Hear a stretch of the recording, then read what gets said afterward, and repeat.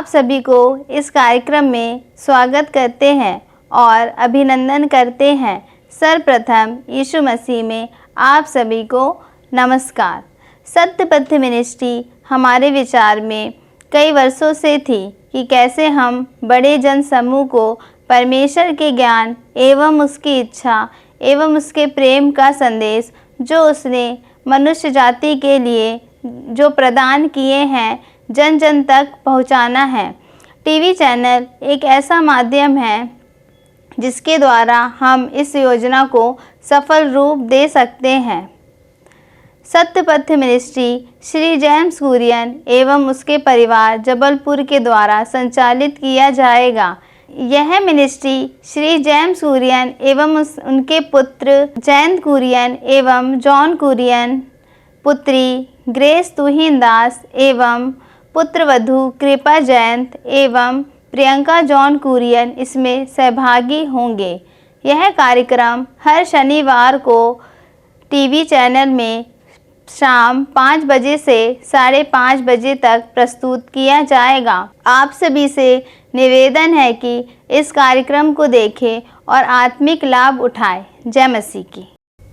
आइए हम इस ग्रुप सॉन्ग को गाते हैं, आशीष तुझसे चाहते हैं। आशीष तुझसे चाहते हैं, हे स्वर्ग पिता हम आते हैं।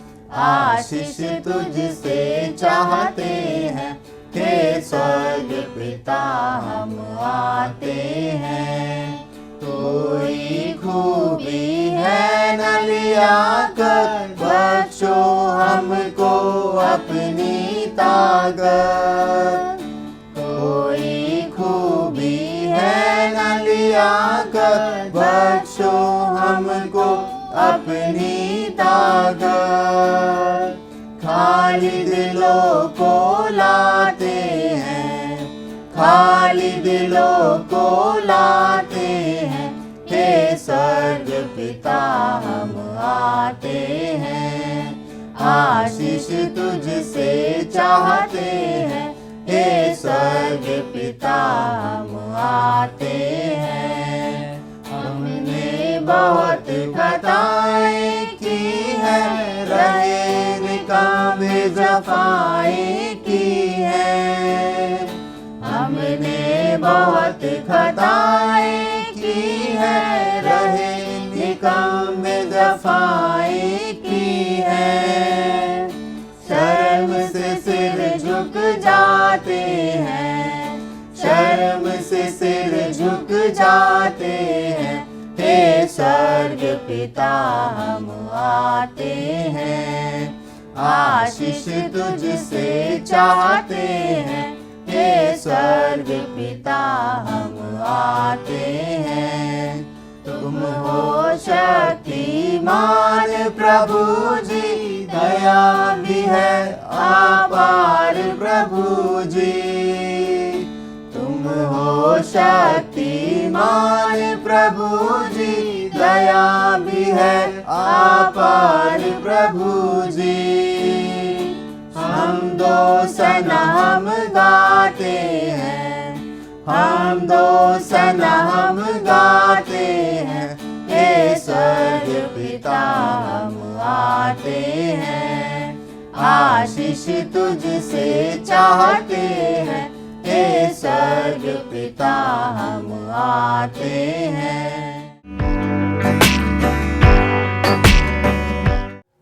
Praise the Lord. हम देख रहे थे कि वचन में लिखा है God is a God of justice. परमेश्वर जो है वो न्याय करने वाला परमेश्वर है।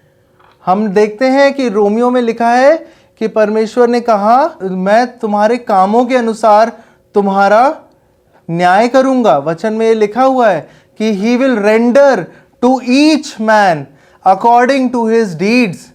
वचन में ये लिखा हुआ है। वचन हम प्रकाशित वाक्य में भी देखते हैं कि according to their deeds they were judged. तो परमेश्वर जो है हमेशा न्याय करने वाला परमेश्वर है। लेकिन यही सोचते हैं लोग कि अभी तक न्याय नहीं हो रहा, विलंब से होता है न्याय।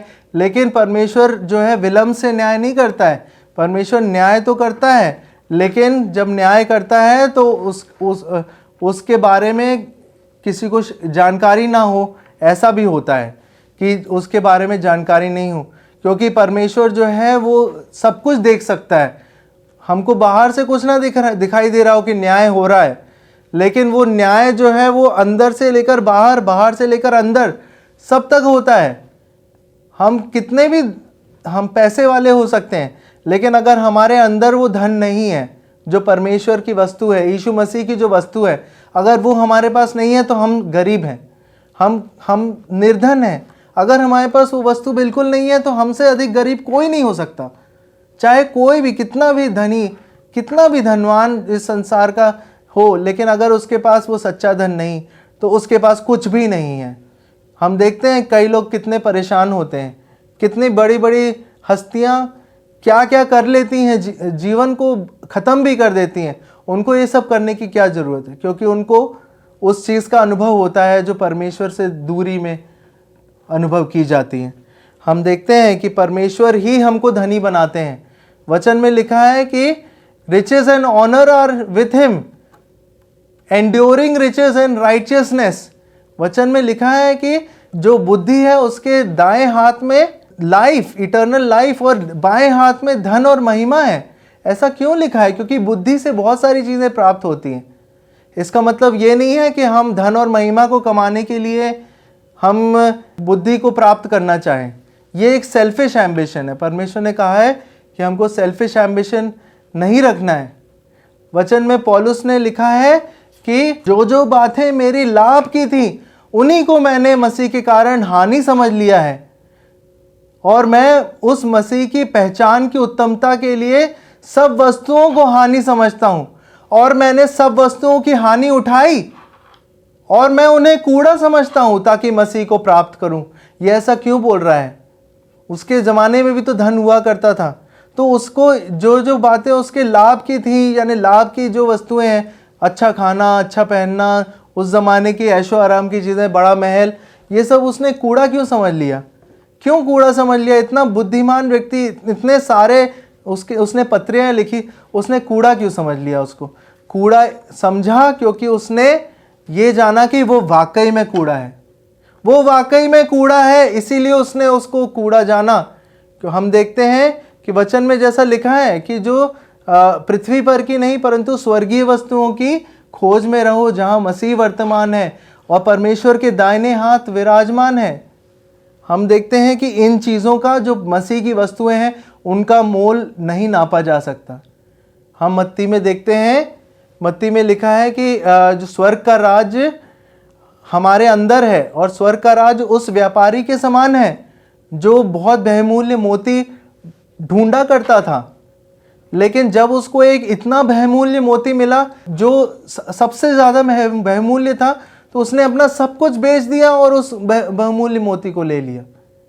वचन में लिखा है कि परमेश्वर का जो राज्य है वो उस खमीर के समान है जो एक आटे में, एक सेर आटा में मिलाया गया, और देखते देखते वो सारा आटा खमीर हो गया और वो फूल गया पूरा आटा। यानी क्या है? हमारे जीवन में हम स्वर्ग के राज्य को ला सकते हैं, हमारे हृदय में हम उस स्वर्ग के राज्य को ला सकते हैं, हमारे जीवन में, हमारे अंदर ये स्वर्ग का राज्य आ सकता है। जब ये स्वर्ग का राज्य अंदर आएगा तो बाहर भी आता है, क्योंकि जो परमेश्वर जो है वो पारदर्शी है। He is a transparent God, यानी जो चीज़ अंदर जाती है वो दिखती है। हम देखते हैं वचन में लिखा है कि कोई भी वस्तु छुप नहीं सकती, ना उसकी आंखों से छुप सकती है। हम देखते हैं वचन में लिखा है कि दरवाज़ा बंद करके प्रार्थना करो। वचन में लिखा है सिटकनी लगा के प्रार्थना करो, ताकि तेरा जो स्वर्गीय पिता है वो देखे और वो तुझे प्रतिफल देगा। इसका प्रतिफल कैसे मिलेगा आपको बताइए? अगर प्रार्थना का अगर प्रतिफल मिलना है तो प्रभु परमेश्वर क्या एक रोशनी भेजेंगे? हो सकता है रोशनी भी दे, परमेश्वर तो सब कुछ कर सकते हैं, लेकिन परमेश्वर की ओर से जो आदर मिलता है वो ज़्यादा, वो ही महत्वपूर्ण है। संसार, मनुष्य हमें क्या दे सकता है? मनुष्य कुछ नहीं दे सकता हमें। तो हम देखते हैं कि परमेश्वर ने हमको अथॉरिटी दी है, हमको अपनी पावर दी है उसने। तो हम इसके आगे हम देखते हैं कि वचन में लिखा है, मत्ती में या किसी सुसमाचार में लिखा है कि what can a man gain if he gains the whole world and loses his soul। What can a man gain, को क्या उस मनुष्य को क्या मिल सकता है जो इस संसार को जीत ले लेकिन अपने प्राण की हानि उठाए। वचन में उसके पहले लिखा हुआ है कि जो अमीर व्यक्ति था उसने सोचा कि इस साल मेरी बहुत ज़्यादा उपज हुई है और मैं अब क्या करूंगा, अपनी बखारियां तोड़ के नई बखारियां बनाऊंगा, उसमें सारा उपज का सामान रख दूंगा और अब मैं कहूँगा मैं आराम से रहता हूँ, ईट एंड ड्रिंक भी मैं आराम से रहता हूँ, बहुत सालों के लिए मेरे पास अनाज है। परमेश्वर ने कहा यू फूल, परमेश्वर ने कहा आज के रात तेरा जो प्राण है तुझसे ले लिया जाएगा, तब ये सब वस्तुएं किसकी होंगी? ये परमेश्वर कहते हैं हमसे। इसलिए हमको परमेश्वर कहते हैं असली धन के पीछे जाओ, जो धन परमेश्वर हमको देता है उसके पीछे जाओ। बहुत अच्छा, संसार और संसारिकता में रहने के लिए नहीं बोला, हमको बोला है कि प्रभु में हम रहे, हम परमेश्वर के पीछे जाएं। फिर हम अगली चीज हम देखते हैं कि परमेश्वर जो हमको दे सकता है वो है टैलेंट। यस, टैलेंट का मतलब ये कि आपको वो किसी भी डायरेक्शन में मोड़ सकता है। ये सारे टैलेंट्स जो हैं वो परमेश्वर के द्वारा ही आते हैं। हम देखते हैं वचन में लिखा है कि स्वर्ग का राज्य उस मस्टर्ड सीड के जैसा है जो एक जमीन में बोया गया, लेकिन और वो सभी प्लांट से छोटा था, लेकिन जब वो बड़ा हुआ तो वो सब प्लांट से अधिक बड़ा हो गया, ऊंचा हो गया, और आकाश के पक्षी उसके ऊपर बसेरा करते थे। इसका क्या मतलब हो सकता है? यानी परमेश्वर में अगर हम जड़ पकड़ते और परमेश्वर में बढ़ते जाएंगे तो आकाश के पक्षी कौन है? स्पिरिट्स हो सकती हैं, ये हम कह सकते हैं। मैं ये मानता हूँ कि ये जो आकाश के पक्षी उस पर बसेरा करेंगे ऐसा, और ये स्वर्ग का राज्य हमारे अंदर आना है, हमारे अंदर आना है स्वर्ग का राज्य। हमारे ऊपर जो है परमेश्वर अपनी ब्लेसिंग की आत्मा भेजेगा। परमेश्वर हमको अलग अलग टैलेंट देगा। हमको परमेश्वर सब प्रकार के टैलेंट दे सकता है।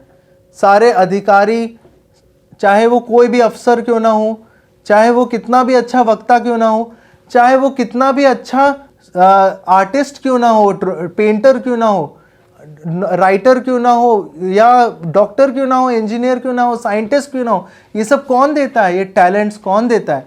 ये टैलेंट्स परमेश्वर ही देते हैं। परमेश्वर ही अपने भंडार से देते हैं इन टैलेंट्स को।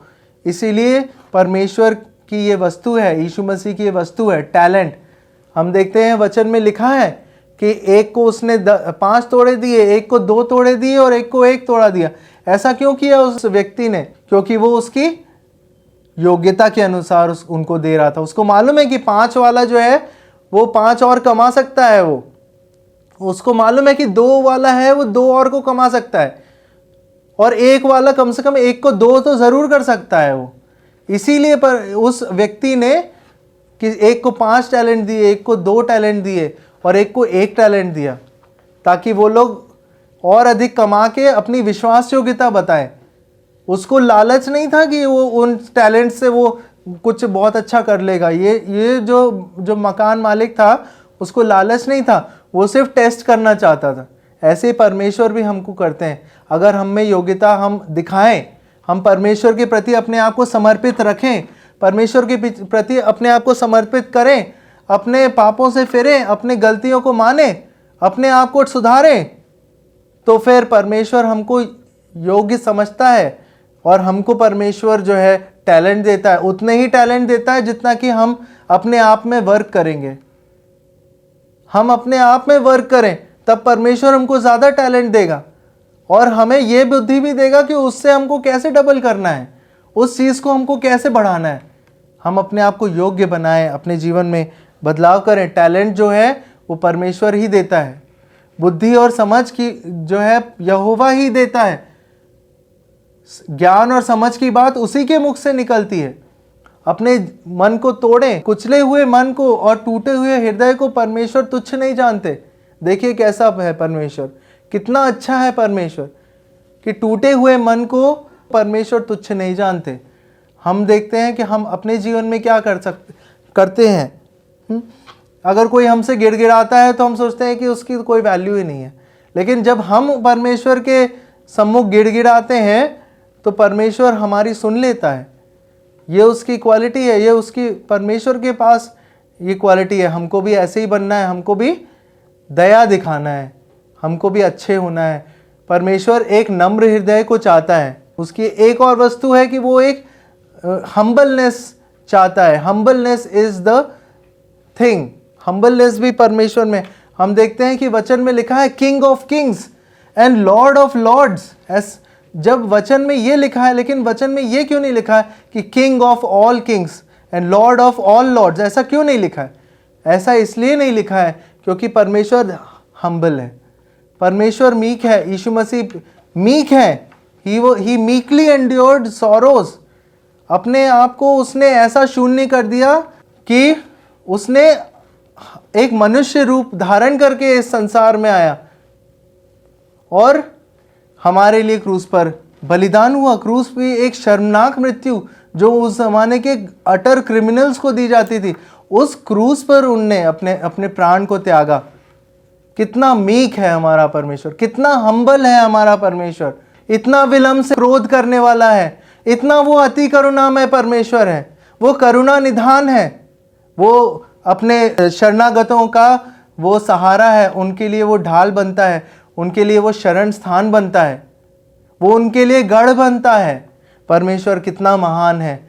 हम देखते हैं कि परमेश्वर टैलेंट दे सकते हैं। हमने अभी देखा लव, आनंद और जॉय, पीस, पावर, अथॉरिटी। एक और चीज़ देखते हैं, परमेश्वर की एक वस्तु है, वो है स्पिरिट। वचन में लिखा है गॉड इज स्पिरिट। परमेश्वर आत्मा है। हम देखते हैं कि दाऊद जो राजा है, जो दाऊद राजा हुआ, उस पर यहोवा का आत्मा बल से नीचे उतरता था। परमेश्वर का आत्मा उस पर बल से नीचे उतरता था और वो हमेशा ताकत उसमें आ जाती थी। सिंह को फाड़ देता था, वो भालू को फाड़ देता था, वो गोलियत को उसने हरा दिया था, उस गोलियत को उसने मार दिया था जो कि एक बहुत बड़ा जायंट था उस वहाँ का। तो ये कैसे कर पाया? क्योंकि उसमें स्पिरिट थी, उसमें परमेश्वर की स्पिरिट थी। हम देखते हैं कि वचन कहता है कि परमेश्वर की आत्मा अगर किसी में आ जाती है तो वो कार्य को कर सकता है, किसी भी कार्य को। हम देखते हैं शिमशोन के बारे में, हम देखते हैं शिमशोन कौन था?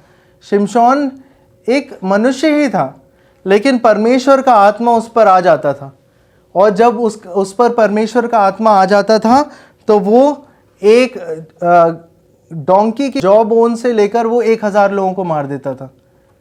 इतने सारे फलस्तीनियों को एक साथ मार देता था वो। हम देखते हैं कि वचन में लिखा है कि परमेश्वर की आत्मा से, ये ना तो बल से ना शक्ति से, परंतु तेरी आत्मा के द्वारा। वचन में ये लिखा है कि परमेश्वर की आत्मा सब कुछ कर सकती है। परमेश्वर आत्मा है, परमेश्वर सब कुछ कर सकता है। अब हम अगली बात हम देखते हैं कि वचन में लिखा है जो मसीह की वस्तु है किंगडम। किंगडम के बारे में हम देख चुके हैं पहले कि किंगडम जो है वो क्या होता है। तो हम आगे इसके बाद आगे देखेंगे कि गुड नेम, मसीह की वस्तु क्या है? Good name. गुड नेम का क्या मतलब है? एक अच्छा नाम। गुड नेम का मतलब ये नहीं है। गुड नेम का मतलब है कि यश। It's a different kind of word for the word यश। यश क्या है? फेम। लेकिन फेम जो है वो बहुत ज़्यादा मेलाइन हो गया है ये वर्ड, इसलिए उसको बाइबल में नहीं यूज़ किया गया है, उसको गुड नेम कहा गया है, मेरे को ये लगता है। तो good name is better than great riches. Good name is better than great riches. हम देखते हैं कि गुड नेम हमको मिलता है अगर हम यीशु के पीछे चलते हैं, अगर हम उसके मार्ग में चलते हैं तो हमारा यश फैलता है, हम यशस्वी हो जाते हैं। हम देखते हैं यीशु मसीह जो थे वे एक यशस्वी इंसान थे। वो बोलते थे कि किसी को नहीं बताना, मैंने तुम्हें चंगा किया है, किसी को नहीं बताना, तुम जाके वहाँ जाओ, उसमें जाके धो लो, किसी को मत बताना। लेकिन जितना वो बोलते थे किसी को नहीं बताना, वो और जाके बताता था कि देखो यीशु मसीह ने मुझे ऐसा ठीक कर दिया। यीशु मसीह का फेम इतनी जल्दी इतनी जगह फैल गया था। जरा सा एक शब्द भी बोलते थे तो वो उसके बातों में सामर्थ्य थी, तो उसके बारे में लोग चर्चा करते थे कि उसने क्या बोला है।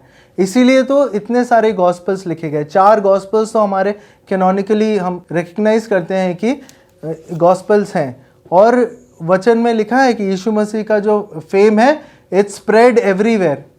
तो हमें भी ऐसा बनाते हैं प्रभु, अगर हम उसके पीछे चलेंगे तो हमारा भी फेम यीशु मसीह में रहेगा, क्योंकि हम उसकी बॉडी है, हम उसके साथ अंग है। अगर यीशु मसीह हेड है तो हेड में माउथ भी होता है। माउथ यीशु मसीह, जो यीशु मसीह के अंदर जाता है वो यीशु मसीह की बॉडी में भी जाता है, यानी हमारे अंदर भी जाता है, यानी हम भी उसके साथ पार्टेक कर सकते हैं। ये स्पिरिचुअल बात है, ये एक प्रकार का स्पिरिचुअल मैं बोल रहा हूँ कि जो यीशु मसीह के पास है वो हमको देना चाहता है, और हम भी वो चीज़ें प्राप्त कर सकते हैं जहाँ पर भी हमें, जितनी भी लिमिटेशन प्रभु ने हमें दी है उसके अंदर में रहते हुए हम इन चीज़ों को प्राप्त कर सकते हैं। तो हम देखते हैं कि वचन में लिखा है कि यीशु मसीह कहते हैं my kingdom is not of this earth. ऐसा लिखा है वचन में लिखा है कि kingdom of heaven is like a sower, एक बीज बोने के समान है जो कि धरती पर बीज बोता है। कुछ बीज अच्छी जगह गिरे, कुछ पथरीली ज़मीन पे गिरे, कुछ ऊंट कटारों के बीच में गिरे, और कुछ वे साइड में गिर गए, और उनमें से किसी ने ले लिया, वे साइड वाले शैतान निकल या चिड़िया चुग गई, और ऊंट कटारे वाले जो थे उसके बीच में बहुत धन की चिंता और ये सब आने लगी। जो अच्छे जगह अच्छी ज़मीन पर उगे वो आगे होके ग्रो करे, और उन्होंने 100 गुना 30 गुना 60 गुना अधिक फल लाया। तो हम देखते हैं कि किंगडम ऑफ हेवन की प्रॉपर्टी क्या होती है। किंगडम ऑफ हेवन की प्रॉपर्टी होती है कि यदि कोई चीज़ मरती है किंगडम ऑफ हेवन में, तो उससे जो है वो 30 टाइम्स 60 टाइम्स या 100 टाइम्स ज़्यादा ग्रो करती है। ये किंगडम ऑफ हेवन की ये प्रॉपर्टी है कि 30 टाइम्स 60 टाइम्स 100 टाइम्स ग्रो करती है। इसका क्या प्रूफ है? हम देखते हैं वचन में लिखा है यीशु मसीह मारे गए, और फिर क्या हुआ? नई देह में जी उठे। इतने सारे लोगों ने देख लिया, इतने सारे लोगों ने उस पर विश्वास किया, इतने सारे लोगों को प्रभु ने बचाया, इतने सारे लोगों ने उनके बारे में जाना। हम देखते हैं कि किंगडम की ये प्रॉपर्टी होती है कि जब कोई दाना मरता है तो वो मर के फिर जब उठता है तो वो 100 गुना फल लाता है, 30 गुना फल लाता है, या 60 गुना फल लाता है। ये किंगडम की प्रॉपर्टी। अगर हम कोई चीज़ खोएंगे इस संसार में, अगर हम कोई चीज़ खोएंगे तो हम उससे कई गुना ज़्यादा पाएंगे। वचन में लिखा है कि प्रभु यीशु मसीह ने कहा, he who gains his life will lose it, whoever loses his life shall preserve it. ऐसा लिखा है कि वचन में लिखा है कि take up your cross and follow him, उसके अपने क्रूस को उठाओ और उसके पीछे हो लो। वचन में लिखा है कि जो कोई मेरा शिष्य बनना चाहता है वो, और अपने माता पिता, अपने भाई बहन, अपने घर द्वार, अपनी संपत्ति को मुझसे अधिक चाहता है तो वो मेरा शिष्य नहीं बन सकता। यानी हमको यीशु मसीह को प्रथम स्थान देना पड़ेगा। तो ये होती है किंगडम लिविंग। किंगडम लिविंग में हम लोग यीशु को, परमेश्वर यहोवा को प्रथम स्थान देते हैं, उसके पीछे चलते हैं और उसके लिए ही जीते हैं और सदा उसके साथ ही हम रहते हैं। हम देखते हैं कि परमेश्वर जो है किंगडम हमको देना चाहता है। और नेक्स्ट चीज़ हम देखते हैं कि परमेश्वर जो है हमको प्रोटेक्शन देता है। The lord is our defender. हमारा वो प्रोटेक्शन है। वो कैसे बन जाता है? क्योंकि वचन में लिखा है कि ही इज़ अ फोर्ट्रेस। वो एक किले के रूप में है हमारे लिए, एक बड़ी चट्टान के रूप में है वो हमारे लिए। वो very present help in trouble. God is a refuge and strength, a very present help in trouble. यानी परमेश्वर जो है वो हमारे लिए गढ़ हैं और हमारे लिए हमेशा मुश्किल समय में हमारे लिए हमारी मदद है। हम देखते हैं कि परमेश्वर ने कहा है वो उस पर भरोसा करता है वो धन्य होता है। जो यहोवा पर भरोसा रखता है वो धन्य होता है। मनुष्य पर भरोसा रखने के लिए कभी नहीं बोला है। जब आसा राजा कूशियों से लड़ने जा रहा था तो उसने कहा था कि हे हमारे परमेश्वर यहोवा, जैसे तू सामर्थ्य की वैसे ही तू शक्तिहीन की भी सहायता कर सकता है। हे यहोवा, मेरा भरोसा तुझ पर है और तेरे ही नाम पर भरोसा करके मैं इस जगह आया हूं। मनुष्य तुझ पर प्रबल ना होने पाएगा। हम देखते हैं कि यहोवा पर भरोसा रखने वाले धन्य होते हैं। जबकि 10 लाख कूशी थे, वे भाग गए। आसा राजा के सामने से हम देखते हैं, इतिहास की पुस्तकों में लिखा है, आसा राजा के सामने से वे भाग गए। हम देखते हैं कि परमेश्वर प्रोटेक्शन देता है, परमेश्वर डिफेंड करता है, परमेश्वर गाइड करता है। इसके अलावा हम देखते हैं कि परमेश्वर जो है, हम अगली चीज़ जो परमेश्वर यीशु मसीह की वस्तु है, हम देखते हैं after kingdom good name protection, हम देखते हैं कि परमेश्वर यीशु मसीह की वस्तु है हेल्थ। हेल्थ के बारे में एक छोटा सा हम थोड़ा देखेंगे कि हेल्थ जो है वो क्या है। हेल्थ भी हमको वचन को मानने से हमको हेल्थ भी मिलती है। वचन ये नहीं है कि हम कभी बीमार ना पड़े, हो सकता है हम बीमार पड़ें, उसमें कोई ऐसी नहीं है। परमेश्वर तो सब अच्छी भले के लिए सब चीज़ें करता है, लेकिन ओवरऑल हम कह सकते हैं कि ओवरऑल हेल्थ के लिए जो राज है वो नीति वचन में लिखा हुआ है कि हम जो हैं अपनी दृष्टि में बुद्धिमान ना हो, यहोवा का भय माने और बुराई से अलग रहें, तब वो हमें हेल्थ देता है। This will be health to your body and strength to your bones. हमें बोलता है परमेश्वर कि do not be wise in your own eyes. हम सोचते हैं कि हम बहुत बुद्धिमान हैं, हमें बहुत कुछ आता है, हम समझदार हैं, हम अच्छे काम करते हैं, हम कोई बुरी आदतों में नहीं हैं, हम कोई गलत काम नहीं करते। ये हमारी भूल होती है। हमें अपने परमेश्वर के साथ नम्रता से चलना है। वचन में लिखा है कि परमेश्वर मनुष्य से क्या चाहता है, बस इतना कि वो न्याय से काम करे, कृपा से प्रीति रखे और अपने परमेश्वर यहोवा के साथ नम्रता से चले। अपने परमेश्वर यहोवा के साथ वो नम्रता से चले, यानी अपने आप को बुद्धिमान नहीं समझना है, अपने आप को समझदार नहीं समझना है, यहोवा पर भरोसा रखना है, यहोवा के पीछे चलना है, उसको अपना सब कुछ देना है। तब परमेश्वर जो है वो अधिक देने वाला है। परमेश्वर यहोवा जो हम देते हैं उससे कहीं अधिक देने वाला है। वो न्याय से काम करता है, वो कृपा से प्रीति रखता है, वो चाहता है कि हम उसकी संगति करें। हम देखते हैं कि परमेश्वर जो है हमको बहुत सी चीज़ें देना चाहता है। हम आगे देखते हैं कि परमेश्वर कहते हैं, परमेश्वर की जो वस्तु है, अगली वस्तु हम देखते हैं कॉन्फिडेंस। जब हम परमेश्वर के भय में चलते हैं तो हमें उसमें बहुत ज़्यादा कॉन्फिडेंस आ जाता है। In the fear of the lord there is strong confidence and his people shall have a place of refuge. यानी परमेश्वर के यहोवा के भय में बहुत ज़्यादा स्ट्रॉन्ग कॉन्फिडेंस होता है। इसके विपरीत एक और कॉन्फिडेंस होता है जो लोग सोचते हैं, हम आमतौर से सुनते हैं इस बारे में, सेल्फ कॉन्फिडेंट, है ना। कई लोग बोलते हैं सेल्फ कॉन्फिडेंट होना चाहिए। सेल्फ कॉन्फिडेंट तो है ही नहीं, सेल्फ कॉन्फिडेंस नहीं है। लेकिन परमेश्वर का वचन कहता है कि फियर ऑफ द लॉर्ड होगा तो स्ट्रॉन्ग कॉन्फिडेंस अपने आप आ जाएगा। तो हमने बहुत सारी वस्तुएं देखी। प्रभु हमको आशीष दे। हमने देखा love, joy, peace, power, authority, spirit, talents. हमने देखा confidence, kingdom, good name, protection, health, justice. ये सब हमने देखा। हम परमेश्वर को धन्यवाद देते हैं। परमेश्वर आप सभी को आशीष दे। आमीन। आइए हम प्रार्थना करते हैं। हे परमेश्वर, आपने ये जीवन हमें दिया है पिता, उसके लिए धन्यवाद करते हैं। हमको जो वचन दिया गया है पिताजी, वो हम फलवंत कर सके, ऐसे हम आपसे प्रार्थना करते हैं। हम प्रभु यीशु मसीह के प्रेम को चख सके, आपके नाम को ऊंचा कर सके पिता, ऐसे हम आपसे विनती और प्रार्थना करते हैं। आपकी आशीष हम पाए, आपके विश्वास में हम बढ़ते जाए, ऐसे हम विनती और प्रार्थना करते हैं। यीशु मसीह के नाम से मांगते हैं, आमीन।